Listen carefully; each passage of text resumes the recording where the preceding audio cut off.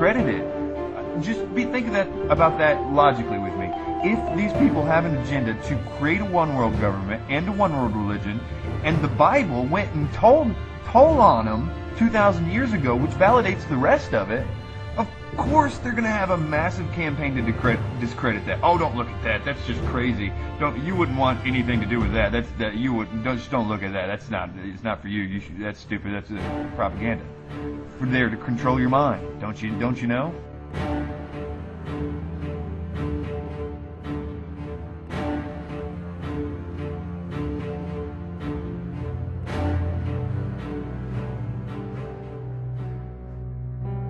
I believe there's a strict, clear agenda. If you read into the old lines of Helena or Alice Bailey or David Spangler, Paul Von Ward, all these other guys, Benjamin Crimm, so forth, and some of the older Luciferians, their agenda is very clear. They know that there's going to be a great cleansing in order to bring about a whole new age, a whole new spiritual age. It's about a spiritual evolution. And it's a time in which the powers of the universe are going to enlighten mankind, whether they're ready or not. Do you mean an external influence? There's something. I absolutely, at a deep level, I know it. While many today in the Truth Movement believe that the momentum is fighting against the New World Order, and even winning, they are in fact being led by such people as Michael Tsarion, Jordan Maxwell, and David Icke, who they themselves are adherents to New Age doctrines. But while these men expose some truth in regard to political corruption, they steer in the direction of the real or spiritual New World Order. The most striking example of this is the influence of Blavatsky on Michael Tsarion and Jordan Maxwell. Gentlemen, have you ever heard or read Mrs. Blavatsky? She's Helena Petrovna Blavatsky? Right. Yes, I have all of her works. You have? Yes. Well, that's why. Yes.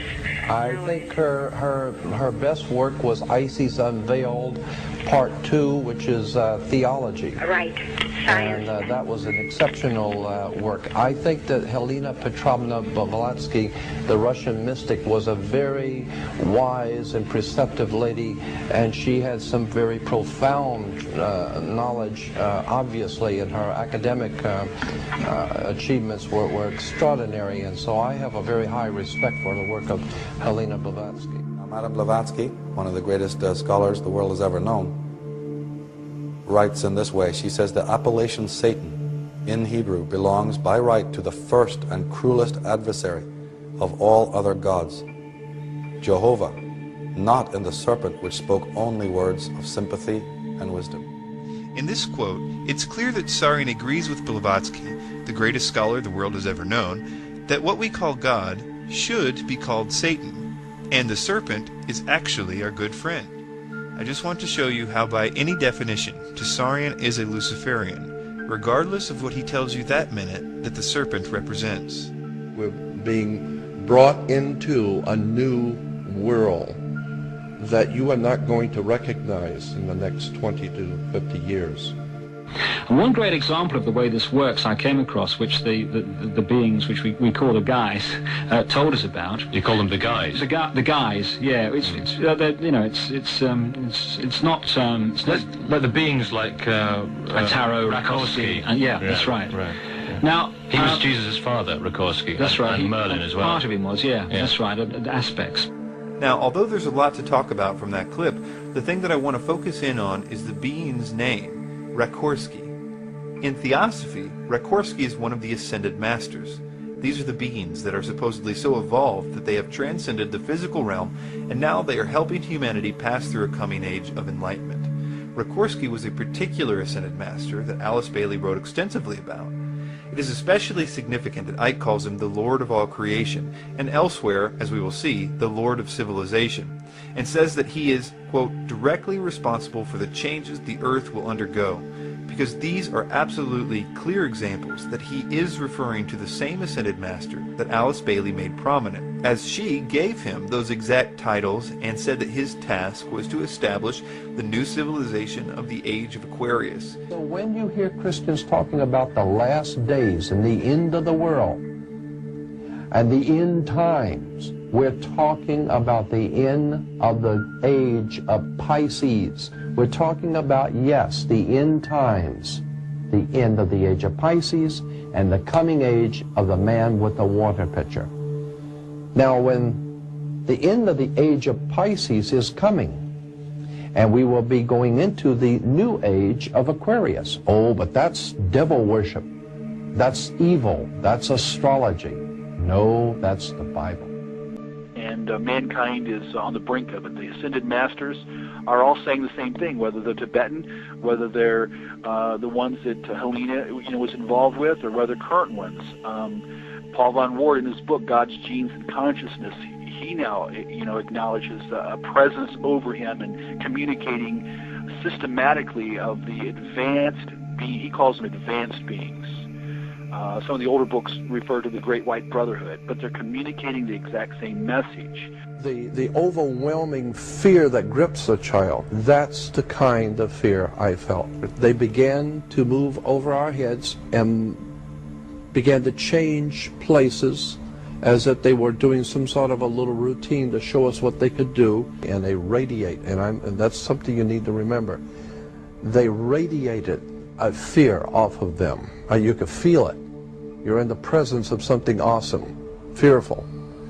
And I grew up from about the age of 7 or 8 having otherworld experiences. All of my life I have been involved in otherworld experiences for whatever reason.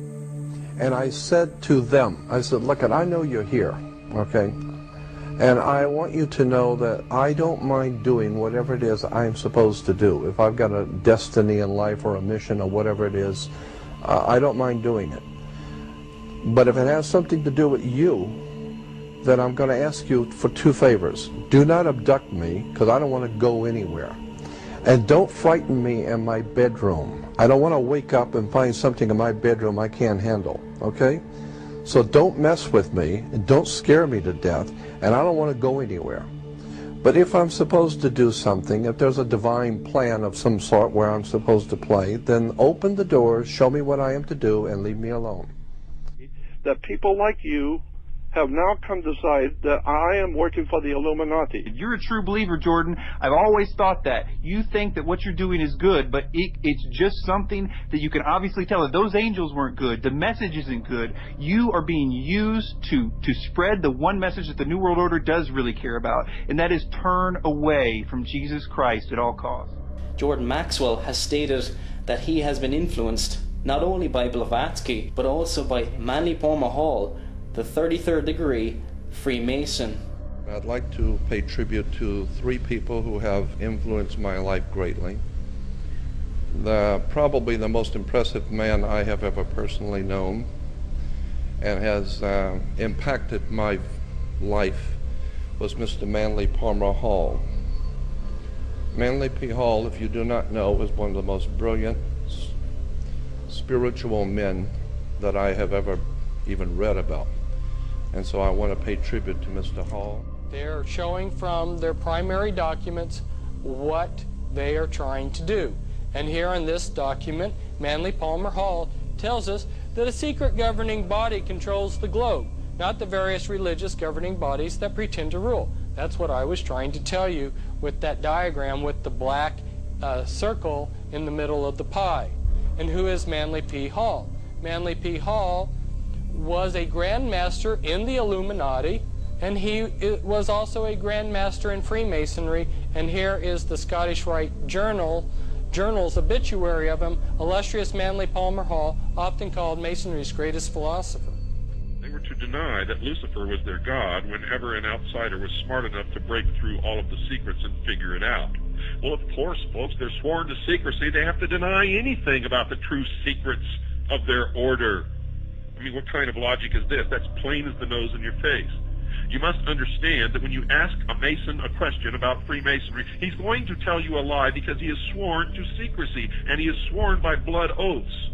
And I know that by the time they've reached the 32nd degree, they've taken at least 32 different oaths swearing them to secrecy.